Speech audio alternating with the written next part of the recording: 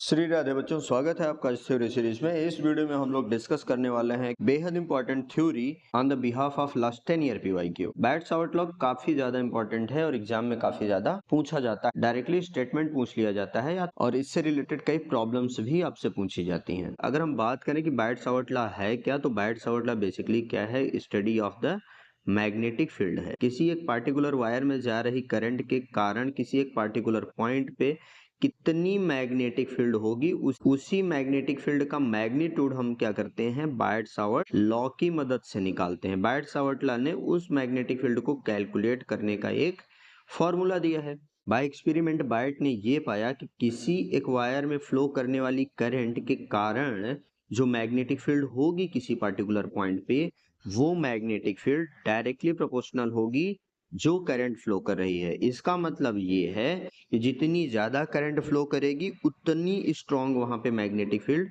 Produce होगी। और दूसरी बात उन्होंने ये डिस्कस किया वायर के लेंथ के बारे में।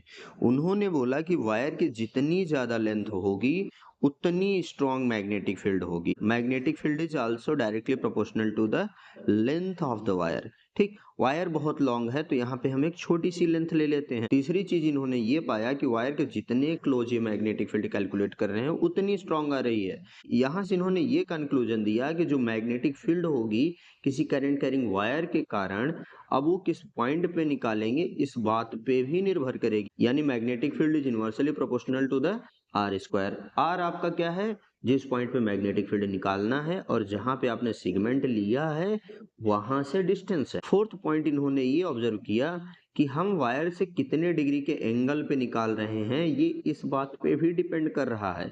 इन्होंने देखा कि magnetic field is directly proportional to the sine of angle between length vector and R vector. R vector यहाँ क्या है? पोजीशन वेक्टर है। यहाँ पे थीटा हमारा याद रखने वाली बात क्या है? जो थीटा है ये काफी इंपॉर्टेंट पोर्शन है इसमें।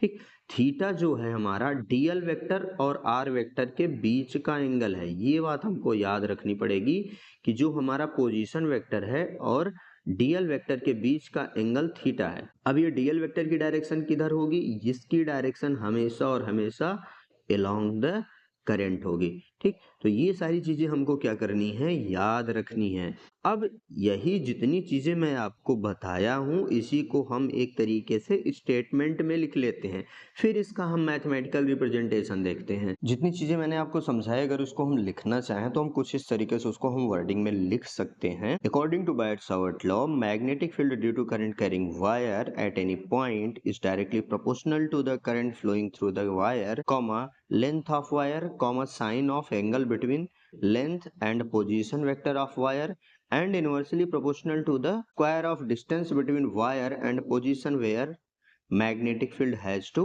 find। तो जितनी चीजें समझाई वही हम इसको लिख दिए। इसी को क्या बोला जाता है भैया? स्टेटमेंट। अब इसका हम मैथमेटिकल रिप्रेजेंटेशन देख लेते हैं। तो मैथमेटिकल रिप्रेजेंटेशन देखने के लिए वो सारी चीजें हमको लिखनी पड़ेंगी जो जो हमने यहाँ पे डिस्कस किया। मान लीजिए एक छोटा सा ये स्मॉल सेगमेंट है जिसके कारण हमारी ये स्मॉल मैग्नेटिक फील्ड आएगी, और ये मैग्नेटिक फील्ड जो होगी डायरेक्टली प्रोपोर्शनल किसके होगी? करंट के, जो यानी वायर में यानी कंडक्टर में करंट फ्लो कर रही है। और ये मैग्नेटिक फील्ड डायरेक्टली प्रोपोर्शनल किसके होगी? लेंथ वेक्टर के कितना पोर्शन सेगमेंट लिया गया है। और ये मैग्नेटिक फील्ड डायरेक्टली प्रोपोर्शनल क्या होगी? साइन थीटा के, यानी ये जो एंगल है यहाँ पे। और ये मैग्नेटिक फील्ड इनवर्सली प्रोपोर्शनल होगी उन दोनों के बीच की डिस्टेंस के स्क्वायर का। तीनों अगर एक साथ हम रखते हैं तो भैया सिंपल सा इसका रूल होता है कि जो हमारा डायरेक्टली प्रोपोर्शनल है वो न्यूमरेटर में चला जाएगा। आई D L sine theta numerator में हो जाएगा और डिनोमिनेटर में हमारा आर स्क्वायर आ जाएगा। क्लियर? तो यहाँ से इसको थोड़ा सा और सिंप्लीफाई अगर हम करते हैं, यहाँ से प्रोपोर्शनलिटी का साइन हटेगा और वहाँ एक कांस्टेंट आ जाएगा जो कि होगा म्यू नॉट अपान 4 पाई के नाम से जाना जाएगा। और ये होगा हमारा आई डी एल साइन थीटा और डिवाइडेड बाई यहाँ से आर स्क्वायर। तो एक ये हमारा पार्टिकुलर फॉर्मूला बन जाएगा। तो यहाँ से आ गया मैग्नेटिक फील्ड को कैलकुलेट करने का फॉर्मूला। अच्छा, ये मैग्नीट्यूड के फॉर्म में है। अगर इसको हम वेक्टर फॉर्म में लिखें तो ये फॉर्मूला हमारा क्या होता है? Mu not divided by 4 pi I D L cross R vector और डिवाइडेड बाई आर क्यूब।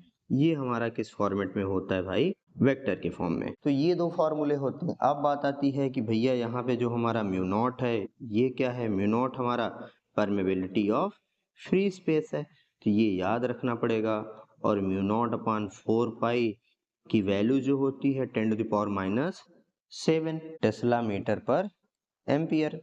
तो ये सारी चीजें आपको याद रखनी पड़ेंगी। तो बायट-सावर्ट लॉ में अगर आप इतना लिखते हैं तो बहुत है।